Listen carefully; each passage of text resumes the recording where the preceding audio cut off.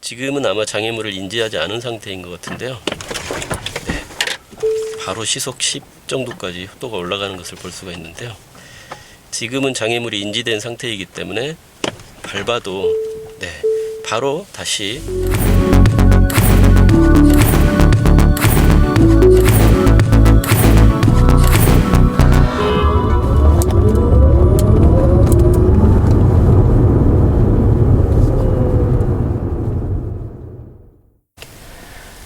안녕하세요.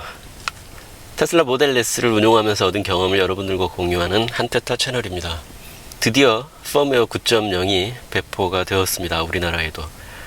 그동안 정말 많이 기다렸고 또 9.0 펌웨어 리뷰를 기다리시는 분들이 아주 많으시더라고요. 댓글로도 빨리 좀 올려달라고 하시는 분들도 많고, 그래서 어제 제가 이 펌웨어를 받았는데요. 오늘 이제 리뷰를 시작해 보려고 이렇게 나왔습니다.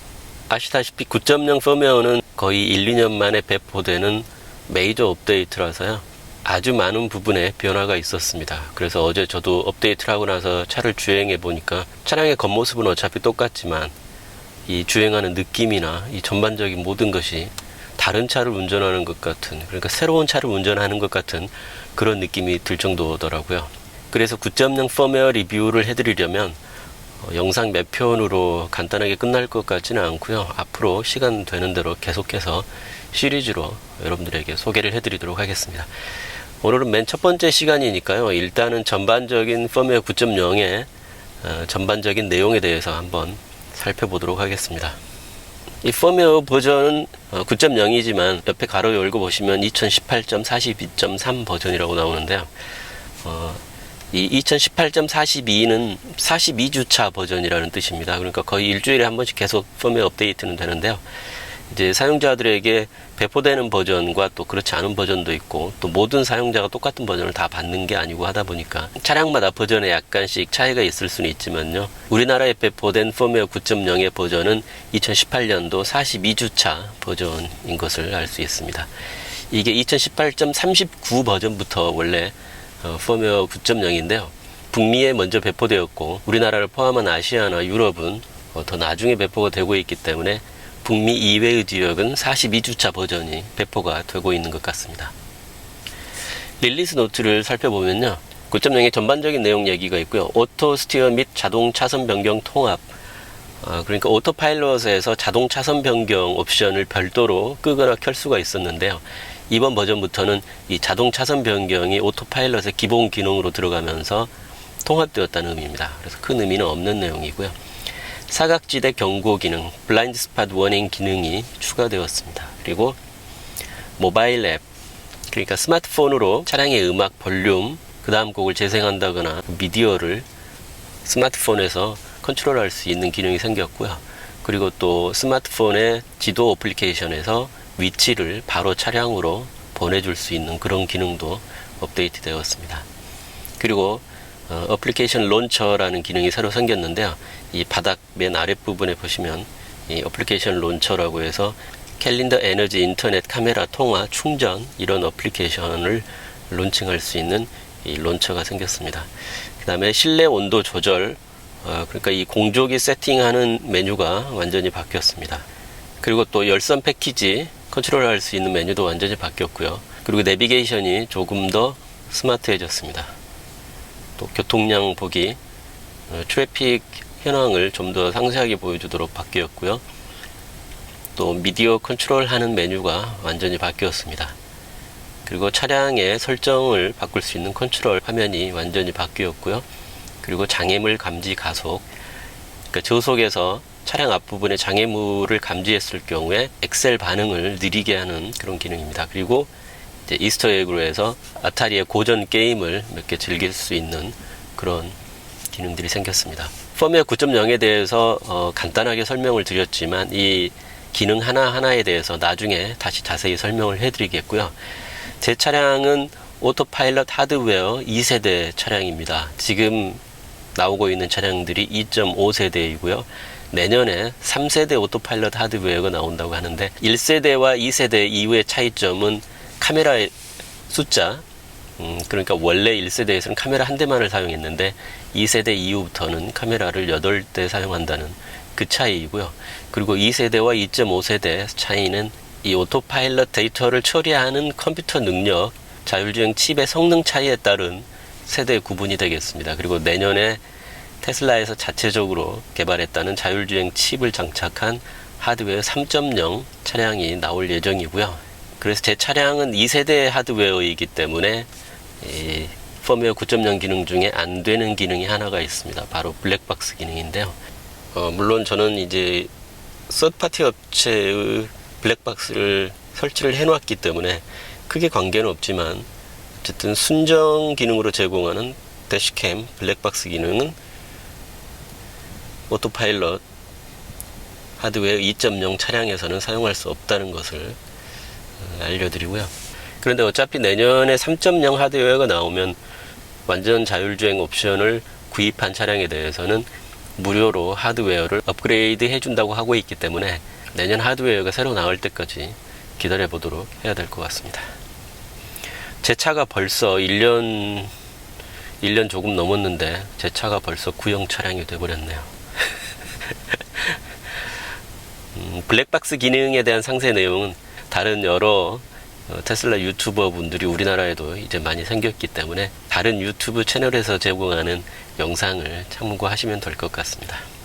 자, 그러면 이 펌웨어 9.0의 상세 내용에 대해서 한번 살펴봐야 되는데요. 저는 사실 많은 분들이 주목하지는 않고 계시는 것 같은데 이 장애물 감지 가속이 가장 궁금했어요, 사실은. 그래서 이 내용부터 먼저 간단하게 살펴보고 다른 것들을 한 번씩 또 찾아보도록 하겠습니다. 말 그대로 장애물 감지 가속은 차량 앞쪽에 장애물이 감지되는 경우에 가속을 제한한다는 기능인데요. 여러분들도 잘 아시다시피 예전에 우리나라 유명 탤런트 한 분도 테슬라 모델 X를 운용하다가 차량 급발진 사고가 나서 집을 부쉈다, 뭐 그런 뉴스 많이 보셨을 텐데요. 급발진이냐 아니냐 그걸 가지고 많은 논란이 됐었고 결국은 소송까지 갔다고 알고 있는데 결과는 아직 뭐 나온 것 같진 않습니다. 정확히는 잘 모르겠는데요. 아마 나중에 그 소송의 내용을 좀 바꾼 걸로 알고 있는데요. 차량 앞에 장애물이나 벽이 있을 경우에 충돌을 방지하기 위해서 가속을 하지 말아야 되는데 왜 그런 기능이 없느냐, 뭐 이런 쪽으로 해서 소송을 방향을 바꿨다는, 그러니까 급발진은 주장하지 않고요. 그런 뉴스까지 본 적이 있었습니다. 그 외에도 사실 테슬라 차량에 대해서 급발진을 주장하는 사고들이 꽤 많았습니다. 그것도 거의 대부분 주차장에서 그런 사고들이 많았는데요. 그 이유를 생각해보면 테슬라 차량 같은 경우에 엑셀을 밟았을 때 그 가속, 특히나 초반 가속 능력이 워낙 탁월하기 때문에 엑셀을 살짝만 잘못 밟아도 차가 바로 튀어나가다 보니까 주차하다가 엑셀과 브레이크를 순간적으로 헷갈린 경우에 브레이크를 밟는다고 생각했는데 엑셀을 밟게 되면 차가 확 튀어나가면서 갑자기 정신을 잃게 되니까 그 뒤로 그 다음부터는 차량을 제대로 컨트롤을 하지 못해서 헬스장 유리창을 뚫고 들어갔다던가 또 주차장 벽을 박는다던가 그런 유사한 사고들이 좀 많았습니다. 아마 그런 사고들을 염두에 두고 이 기능을 만들지 않았나 하는 생각이 드는데요. 그러면 이 기능이 어떻게 작동하는지 한번 실제로 테스트를 한번 해보도록 하겠습니다. 이 기능을 엄밀히 말하면 장애물 감지 가속 제한, 뭐 이 정도 표현을 해야 맞을 것 같은데 그냥 장애물 감지 가속까지만 써놨네요. 네.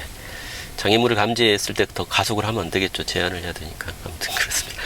자, 이 기능은 이 컨트롤 UI가 전체적으로 다 바뀌었는데요. 이거는 나중에 기회 있을 때 다시 설명을 한번 드리고요. 차량 컨트롤 메뉴 중에서 오토파일럿, 여기 보시면 장애물 감지 가속, 이 기능을 켜거나 끌 수가 있습니다. 아마도 전방에 장애물이 있을 경우에 아예 차량을 정지시키진 않는 것 같고요. 가속 성능을 확 낮춰서 충돌 시 발생할 수 있는 데미지를 좀 많이 줄여주는 그런 기능 아닐까 생각됩니다. 뭐 물론 전방에 장애물이 있을 때 아예 차량이 움직이지 않게, 그러니까 엑셀이 작동하지 않게 해도 되는 거 아니냐 이렇게 생각하실 수도 있지만, 그게 또 만약에 앞에 장애물이 있더라도 운전자가 엑셀을 가속시켜야만 될 의도를 가지고 있을 수도 있기 때문에 그걸 차량이 원천적으로 방지하는 것도 또 문제가 클 수 있을 것 같아요. 또 이거마저도 사실은 끌 수가 있기 때문에요. 불편하다면 끌 수가 있을 것 같습니다. 제가 지금 저 앞에 박스를 하나 세워놨는데요. 아직은 장애물이 감지되지 않은 상태고, 이 상태에서 풀악셀을 밟으면 가속 능력이 뛰어나기 때문에 차가 확 튀어나가게 되는데요. 일단은 장애물이 감지되지 않은 상태에서 한번 풀악셀을 밟아보겠습니다. 네. 시속 12까지 순간적으로 올라가는 것을 보실 수 있었는데요.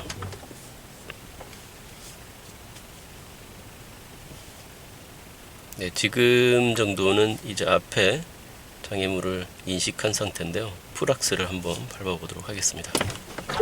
네, 풀악셀 했지만 거의 엑셀 반응이 아주 약합니다. 그래서 제가 부딪히기 바로 직전에 브레이크를 밟아서 세울 수 있을 정도로 네.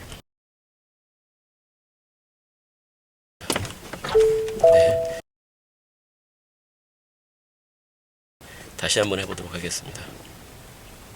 네, 지금 장애물 인지를 했는데요. 아까와 똑같은 세기로 제가 지금 엑셀 풀악셀을 밟고 있습니다. 네. 네, 지금 살짝 닿긴 했는데요. 그러니까 엑셀이 아주 많이 약해지네요. 네.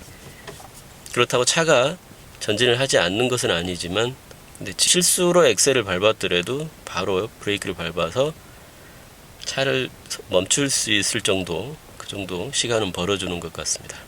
그래서 이 기능을 켜놓게 되면 엑셀과 브레이크를 혼돈해서 사고를 내는, 충돌 사고를 내는 그런 경우를 방지할 수 있을 것 같다는 생각입니다. 자, 그러면 주행 모드를 컴포트 모드로 바꾸고 한번 해보도록 하겠습니다. 아시다시피 컴포트 모드에서는 엑셀의 반응 속도를 많이 낮춰놓은 모드인데요.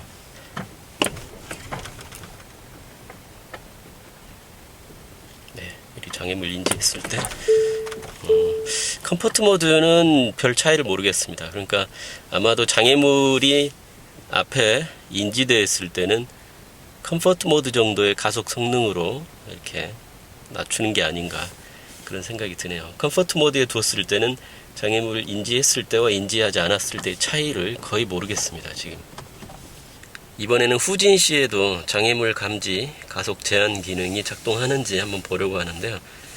지금 이번엔 뒤쪽에다가 박스를 세워놨습니다. 일단 장애물이 아직 인지되지 않은 상태에서 풀악셀을 한번 후진해 놓고 밟아보면, 네, 전진할 때만큼은 아니지만 후진할 때도 상당히 가속 성능이 뛰어납니다. 시속 15km까지 순식간에 올라가는 것을 보실 수 있었을 텐데요. 자, 이제 장애물이 살짝만 앞으로 뺄까요?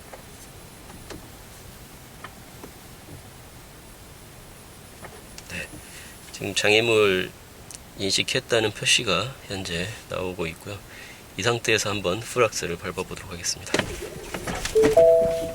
네.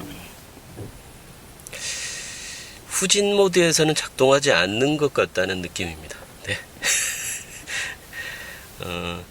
아마도 드라이브 모드에 나왔을 때 제로백 4초대에 엄청나게 빠른 가속 성능을 앞에 장애물이 있을 때는 제한하는 정도이고, 컴포트 모드나 후진 모드에서는 이 장애물 감지 가속 제한 기능이 작동하지 않는 것 같다는 그런 느낌이네요. 어쨌든 이 기능도 이제 처음 생긴 기능이긴 한데요.